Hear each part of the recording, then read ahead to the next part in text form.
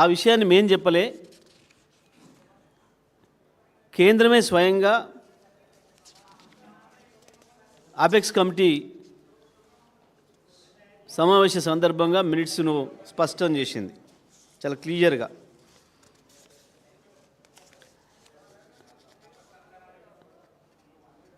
రెండు 2013లోనే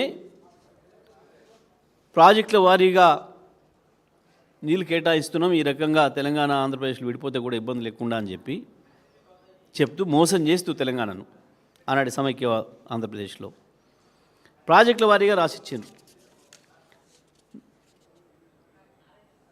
298.8 టీఎంసీలు తెలంగాణ ప్రాజెక్టులకి, 512 టీఎంసీలు ఆంధ్రప్రదేశ్కి ఇస్తున్నట్టు దాని మినిట్స్లోనే ఉంది, వాళ్ళు ఇచ్చిన మినిట్స్లోనే ఉంది. ఆ తర్వాత అనేక వేదికల మీద కేసీఆర్ గారు వ్యతిరేకిస్తూ మా వాటా 713 రావాలి, నికర జలాలు మిగిలిన జలాలు మొత్తం కలిపి మా కృష్ణాలో 713 టీఎంసీలు రావాలి అని చెప్పి ప్రతి వేదికలో కొట్లాడి ట్రిబ్యునల్ వేయాలి మాకు ప్రత్యేకంగా. ఆనాడు కేవలం ఆంధ్రప్రదేశ్, మహారాష్ట్ర, కర్ణాటకలే ఉన్నాయి కాబట్టి మాకు నష్టం జరుగుతుంది, ఇవాళ మేము సొంత రాష్ట్రంగా అయినాం కాబట్టి మా వాటా మాకు రావాలి, దానికి కమిషన్ వేయాలి అని చెప్పి కొట్లాడి వేయించింది కేసీఆర్ గారు. ప్రతి వేదికలో మేము వ్యతిరేకించుకుంటూ వచ్చినాం. ఆ ఇచ్చిన 299 టీఎంసీలను వాడే మొక్కలు కాదు మీరు, దానికి కూడా కేఆర్ఎంబి గత సంవత్సరం లెటర్ రాసింది. ఈసారి 1010 టీఎంసీల నీళ్ళు వచ్చినాయి అందుబాటులోకి. ఆంధ్రప్రదేశ్ వాళ్ళ వాటా 630 టీఎంసీలు అయితే ఇంకా ఎక్కువ వాడుకుంది, ఇప్పటికీ 650 పైన వాడుకున్నారు ఆంధ్రప్రదేశ్. మీ తెలంగాణ ముఖాలకి 250 కూడా వాడలేదు, ఇంకా మీవే ఉన్నాయి ఇంకా 66 టీఎంసీలు వాడుకోండి అని చెప్తే కూడా నాగార్జున సాగర్ ఎడమ కాలువ కింద పంట పొలాలు ఎండబెట్టారు తప్ప నీళ్ళు మీ ముఖాలకి. గింత చేతగా దద్దమ్మలు మీరు కేసీఆర్ అన్యాయం చేసిన మాట్లాడతారు. ఎప్పుడు ప్రారంభమైన ప్రాజెక్టు ఎవడున్నాడు? 1983లో 83లో మొదలుపెట్టి పులులు భయపడతాయని వంకబెట్టి, నిజమే ప్రపంచంలో ఎక్కడ లేని టెక్నాలజీ ఇంకా సిగ్గులేక ఇయ్యాల సంకలు గుద్దుకుంటున్నారు. ప్రపంచంలో ఎక్కలేని టెక్నాలజీ తెచ్చినామని.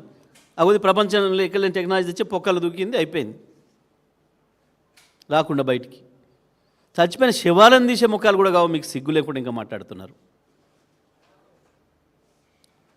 ఇక్కడి వాళ్ళు కారు కాబట్టి పాపం ఆ కార్మికులు, ఆ కుటుంబాలు మీడియాకు అందుబాటులో లేరు కాబట్టి బతికిపోతున్నారు.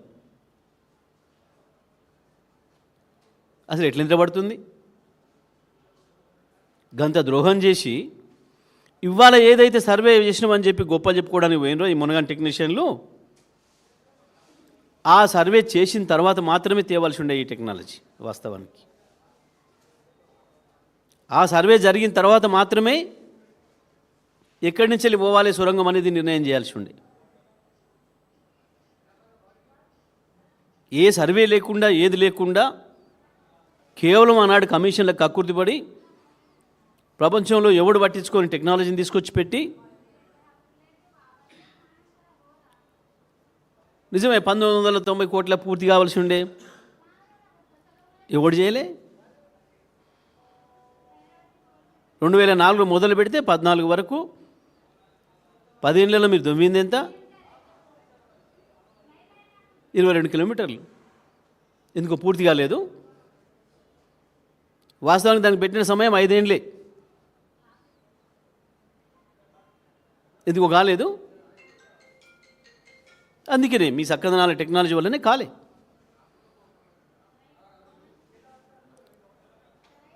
మీరు 10 ఏళ్లలో చేసింది 3665 కోట్లు.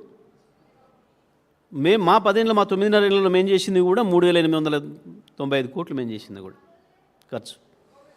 అసెంబ్లీలోనే మీ అందరిని పిలిచి జానారెడ్డి గారిని ప్రశ్నించండి, ఒకసారి అడగండి ఎవరైనా.